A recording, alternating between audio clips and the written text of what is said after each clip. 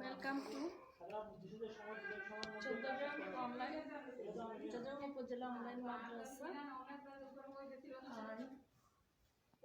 I'm Nasrin Akhtar, Assistant Teacher at Rajballapur Jabbaria Dakhili Madrasa. All of my dear students, all the viewers and honorable guardians who are watching this class from home and abroad, everybody take my salam. Assalamu alaikum. Students, you know, for the situation of Corona, our Education Ministry announced a shortcut syllabus for class 9. Today I'm going to take English first paper, and the syllabus of first paper is Unit 3, Unit 4 and Unit 5. My previous class was lesson 2 from Unit 3, and today I'm going to take lesson 3 from Unit 3.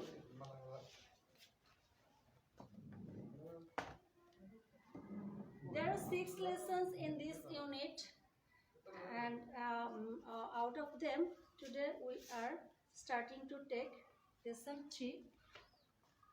Dear students, at first we have to read the passage very well. For your better understanding, I want to explain in Bangla also. তোমাদের বোঝার সুবিধার্থে আমি বাংলাতে কিছুটা explain করব। Students, তোমাদেরকে প্রথমে প্যাসেজটা খুবই যত্ন সহকারে পড়তে হবে। আর অবশ্যই তোমরা জানো, ইংরেজি রিডিং করে ভালোভাবে বোঝার জন্য তোমাদেরকে ভোকাবুলারি, তোমাদের স্টোরেজটা অনেক ভালো রাখতে হবে। শব্দের অর্থগুলো জানতে হবে। শুধু শব্দের অর্থ জানলেই হবে না, সেই শব্দের সিনোনিমস, অ্যান্টোনিমস গুলো জানতে হবে।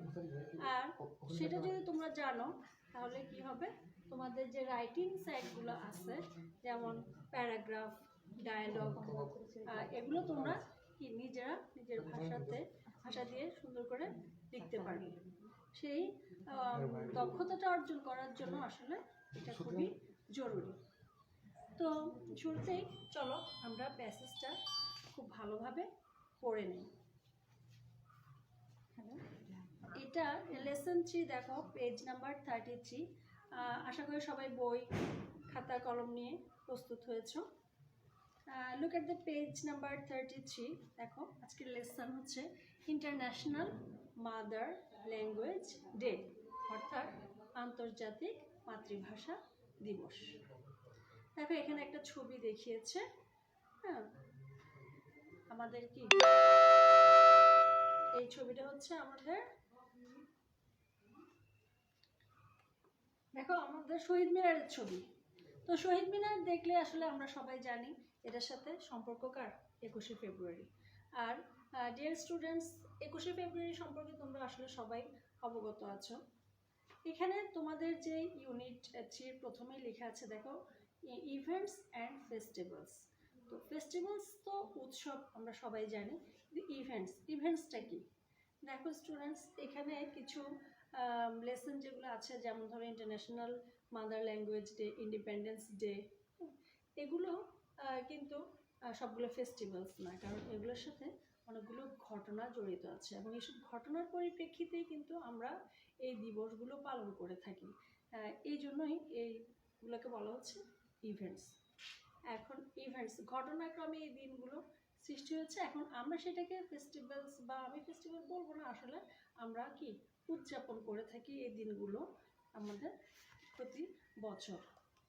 তো দেখো এখানে একটা শহীদ মিনারের ছবি আছে, আর হোয়াটস দ্য পিকচার অ্যাবাউট, এই ছবিটা কিসের, what's the place in the picture, এই ছবিতে এই জায়গাটা কোথায়, হোয়াই ওয়াজ ইট বিল্ট, এটা কেন তৈরি করা হয়েছিল।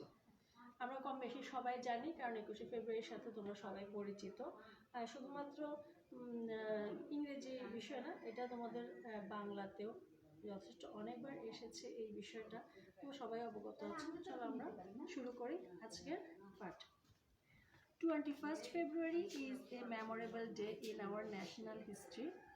21শে ফেব্রুয়ারি আমাদের জাতীয় ইতিহাসে একটি স্মরণীয় দিন। We observe the day every year as International Mother Language Day. আমরা প্রতি বছর আন্তর্জাতিক মাতৃভাষা দিবস হিসেবে এই দিনটা উদযাপন করে থাকি। The day is a national holiday. এই দিনটা কিন্তু একটা জাতীয় ছুটির দিন। On this day, এই দিনে we pay tribute to the martyrs who laid down their lives to establish Bangla as a state language.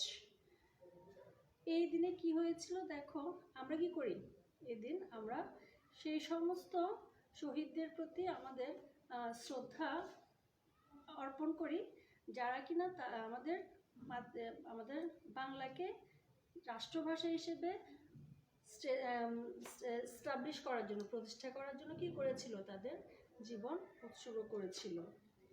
In undivided Pakistan in 1952, অবিভক্ত পাকিস্তান, তখন পূর্ব পাকিস্তান পশ্চিম পাকিস্তান একসাথেই ছিল, সেই সময়কার এই ঘটনা। তখনও তোমার পাকিস্তান এবং বাংলাদেশ এভাবে বিভক্ত হয়নি, তো সেই সময় একসাথেই ছিল দুটো দেশ। সেই সময় কি করলো, অনেকগুলো মানুষ কি করেছে,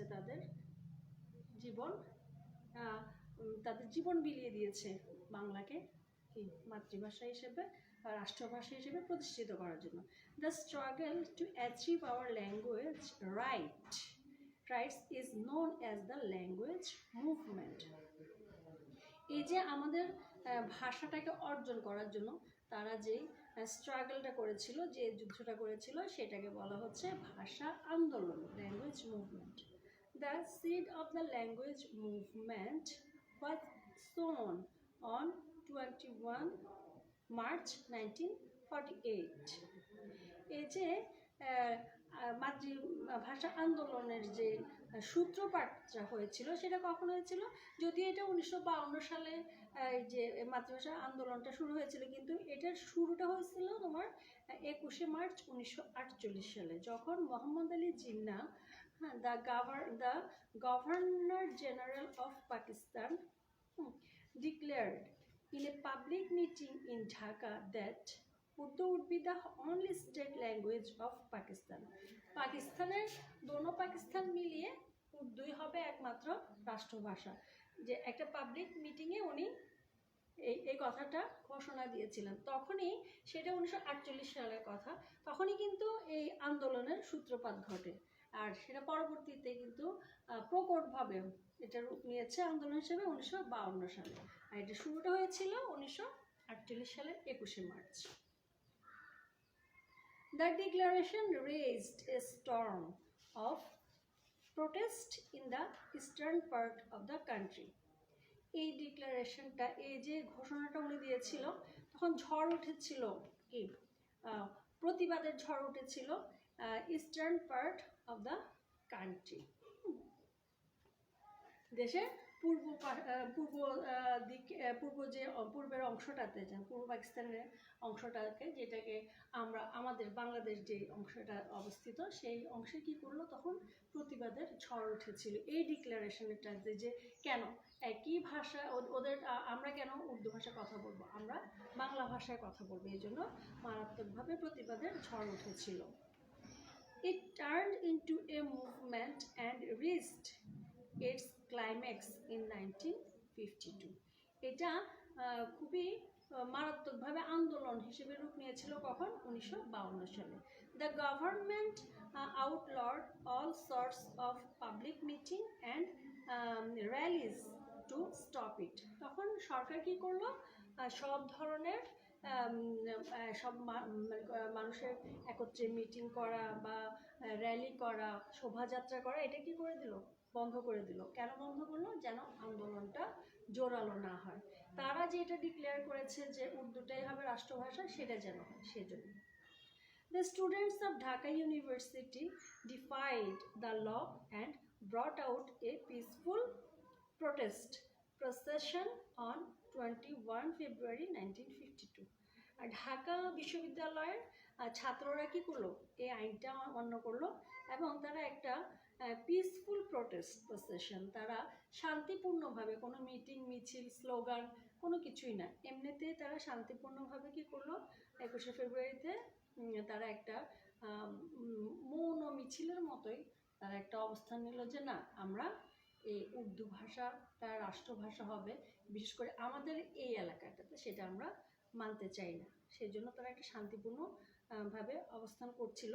When the procession reached near Dhaka Medical College, the police opened fire on the students. যখন এই যে শান্তিপূর্ণ মিটিংটা যখন ঢাকা মেডিকেল কলেজের সামনে এসে পৌঁছালো, তখন কি হলো, তোমার পুলিশ সেখানে গুলি করা শুরু করলো, কিলিং সালাম, রফিক, বরকত, শফিউর অ্যান্ড জাব্বার। তখন কি হলো, তোমার সালাম, রফিক, বরকত, শফিউর এবং জাব্বার এরা মারা গেল পুলিশের গুলিতে। As a result, there were a mass protest all over the country and the government had to declare Bangla as a state language. এই 4-5 জন যখন মারা গেল শান্তিপূর্ণ মিছিলের পরে, তারা যদি কোনো প্রতিবাদ বা কিছু করে, তখন কি হলো, পুরা দেশে প্রতিবাদের আন্দোলনের ঝড় উঠলো এবং তারই পরিপ্রেক্ষিতে সরকার কি করলো, বাংলাকে রাষ্ট্রভাষা হিসেবে ঘোষণা করতে বাধ্য হলো। This killed the sparks of independence movement of Bangladesh. এই যে তোমার 1952 সালে তখন তো ভাষা আন্দোলনের জন্য জিনিসটা শুরু হয়েছিল, কিন্তু পরবর্তীতে কি হলো, এই ভাষা আন্দোলনের ব্যাপারটাই তারা কি করলো, এই আমার স্পার্কস মিনস স্ফুলিঙ্গ, আগুন যখন জ্বালানো হয় তখন ছোটো ছোটো ফুলকির মতো চারদিকে ছিটাতে থাকে, সেই ভাষা আন্দোলনের থেকে কিন্তু তোমার স্বাধীনতার সূত্রপাত ঘটে গেল। তার মানে কি, তারা তখন চিন্তা করলো যে ভাষাটাকে নিয়ে যখন এত কিছু করতে হলো, এখন ভাষা যেহেতু আমরা বাংলা অর্জন করতে পেরেছি, আমরা রাষ্ট্র হিসাবেও তাদের কাছ থেকে সেপারেট হতে চাই, আমরা স্বাধীন সার্বভৌম একটা আলাদা রাষ্ট্র নিয়ে সেখানে বাংলা ভাষা প্রচলন করে আমরা আমাদের একটা রাষ্ট্র গঠন করব। এই জিনিসটা তখনই তাদের মনের মধ্যে বা বাঙালির আপামর জনসাধারণের মনের মধ্যে গেঁথে গেলো এবং তারই পরিপ্রেক্ষিতে 1971 সালে মুক্তিযুদ্ধ শুরু হলো। দেখো স্টুডেন্টস, এখানে দেখো তোমরা মার্ক করো, এখানে কিছু ওয়ার্ড আছে, কিছু হার্ড ওয়ার্ড আছে। হার্ড ওয়ার্ড সেরকম অর্থে এতটা বেশি আননোন না, তারপরেও যেগুলো তোমাদের কাছে কিছুটা হার্ড মনে হচ্ছে বা কিছুটা আননোন মনে হচ্ছে, বা আননোন আমি বলবো না, কিছুটা কম পরিচিত, সেরকমই তোমরা এই ওয়ার্ডগুলো কী করবে, ডিকশনারি থেকে সার্চ করবে, এগুলোর তোমরা অর্থগুলো দেখবে, সিনোনিমস এবং অ্যান্টোনিমসগুলোও চেক করবে। ওকে, যে একই শব্দ তার অন্য আরও ইংরেজি শব্দ প্রতিশব্দ থাকতে পারে, সেই ক্ষেত্রে কী হবে, যে তুমি যখন এই শব্দটা সাপোজ ভুলে গেছো, হঠাৎ করে তোমার অন্য একটা ইজি শব্দ মনে আসবে, কিন্তু দুটোটার মিনিং কিন্তু সেম, সেটাকে আমরা বলছি সিনোনিমস। আর অ্যান্টোনিমসটা হচ্ছে লাইক অপোজিট ওয়ার্ডের মতো, বিপরীত অর্থ। এগুলো স্টুডেন্টস আসলে সেন্টেন্স গঠনের সময় কিন্তু প্রয়োজন হয়, যে তুমি একটা বিষয় বাংলায় বুঝতে পারছো কিন্তু ইংরেজিতে কিভাবে লিখবে, তাহলে স্টুডেন্ট তোমার যদি এই ওয়ার্ড মিনিংগুলো জানা থাকে, সেটা কি খুব সহজেই তুমি বাক্য গঠন করতে পারবে।